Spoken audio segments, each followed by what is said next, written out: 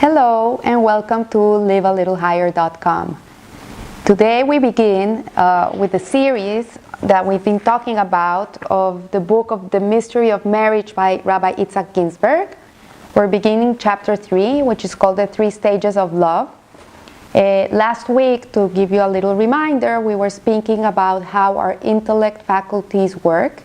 We were talking about Chokhmah, which is wisdom, and that which is not understanding, and how the two of them merge to make us bring the concepts into reality, and how the man personifies Chokhmah and the woman personifies Binah in the relationship. To begin with today, and continuing on the rectification of our imagination, how important it is that our values and our priorities are in tune with the Torah values and the Torah priorities, which make us healthy-minded human beings. Because the problem with unrectified imaginations is that we grow up in a world that is always bombarding us with the ideas of how is the right way to live, and we were talking about this before, and how when we have our heads ingrained in these mentalities, our lives cannot be healthy lives. We cannot go having healthy relationships, and one of the ways to rectify our imagination and our thought process is by realigning ourselves to the true values of Torah and mitzvot. And in this way, we will be able to live a true life connected to the truth and be able to have beautiful marriages, God willing. So, in summary, the rectification of the imagination in general and of one's image of love and romance in particular involves 3 stages, and the abandonment of false conceptions of love and romance, and the abstraction of worldly love and romance to divine romance, and the resultant manifestation of divine union in worldly love. So what Rabbi Itzhak Ginsburg is teaching us in this book, based on the Kabbalah and the mystical sources, is that the union of a man and a woman in reality is a parallel to our union with Hashem. The closest relationship we could ever experience in the physical world is our relationship with our spouse.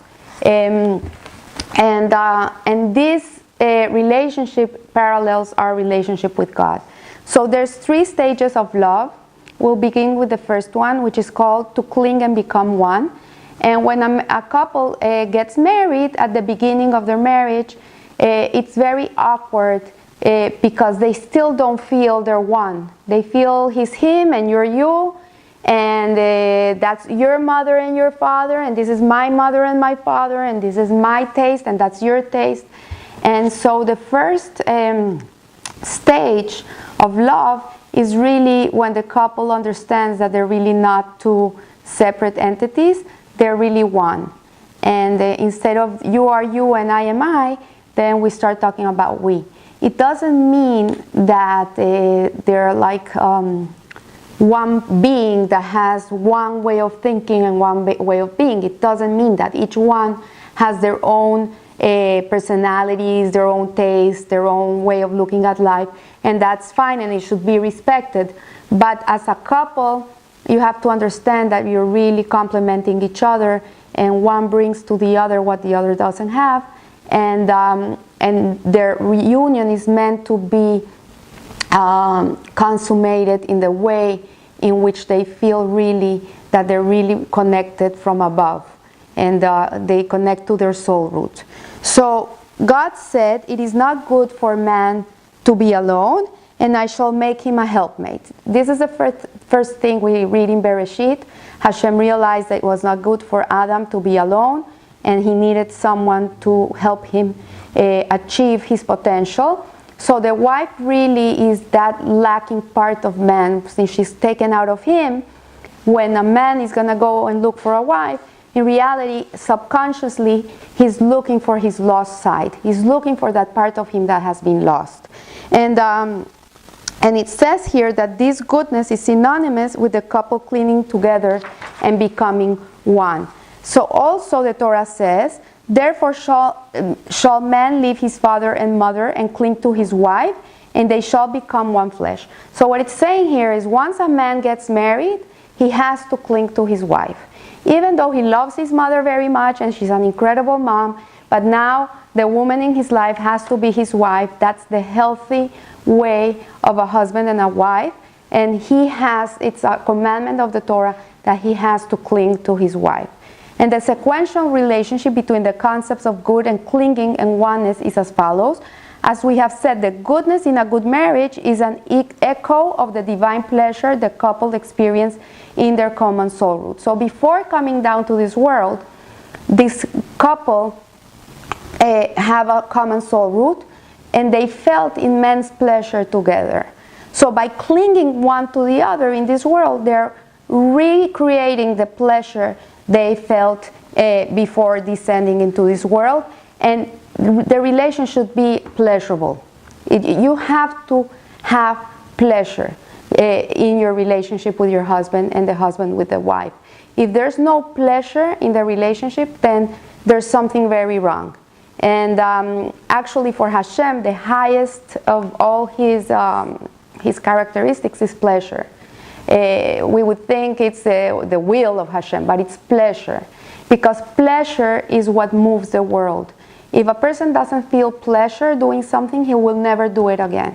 Like if, for example, you go to the gym and you drag yourself to go to the gym every morning because you're not like that type of person that loves doing exercise, but you know you have to do it because it's healthy for you and you need to go, and you drag yourself to the gym, but eventually once you get over the exercise, when you get out of the gym, you feel pleasure. You feel good about yourself. So this pleasure is what drives you into going the next day again and dragging yourself out of bed. But if you wouldn't feel the pleasure, you would never get to the gym, even if you know that you have to do it for your health.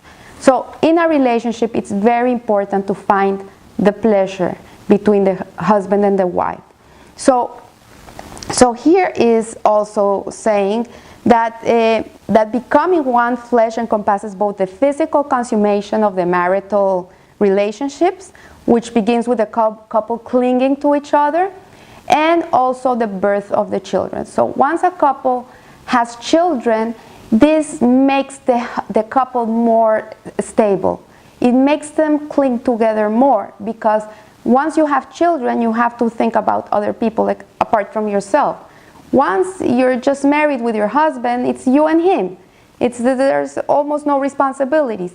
But once the kids come, there's something that both of you created together that make you even want to cling more. It gives you more responsibility, gives you more of a sense of belonging together, because you have this baby in front of you that is really you and your husband.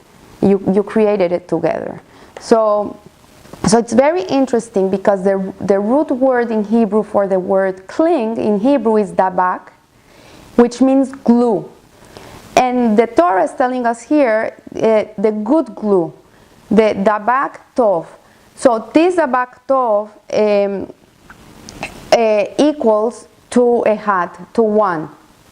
And this is what it is, that when you feel with your husband that you're in this world together to create something, to bring something to the world, to give something to the world together, that you're a partnership, that you should be together because you're creating something wonderful in this world, this becomes a good glue.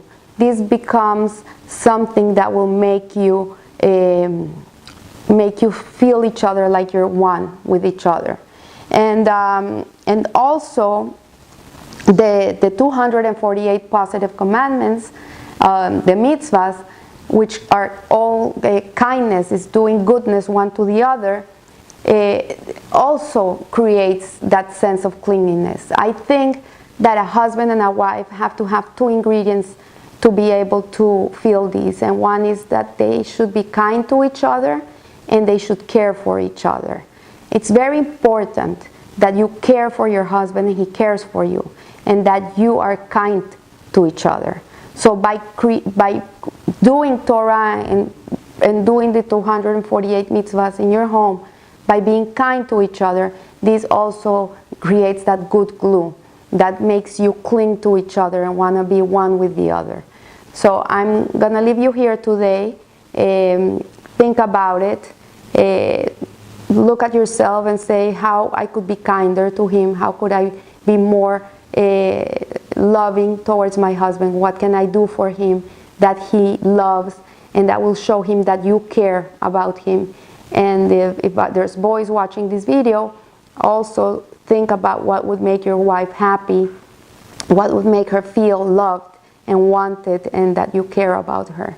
And it's the little things. I remember once my daughter told me that she met this couple when she was living in Israel. She used to go to their home to help them cook for Shabbat, and it's something normal that seminary girls do. And she told me this couple was amazing. They used to fight to see who would take the garbage out. Each one of them loved the other one so much, they didn't want the other one to carry the garbage. So they cared so much for each other that they were fighting to see who would take the burden away from the other, not the other way around. And you see here, so people get upset, who's going to take out the garbage? Nobody wants to take out the garbage. Let her get dirty.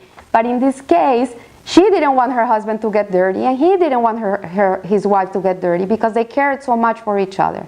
So if we try to live in this way, for sure we'll be living with the first steps into having a beautiful relationship, which is the clinging one to the other.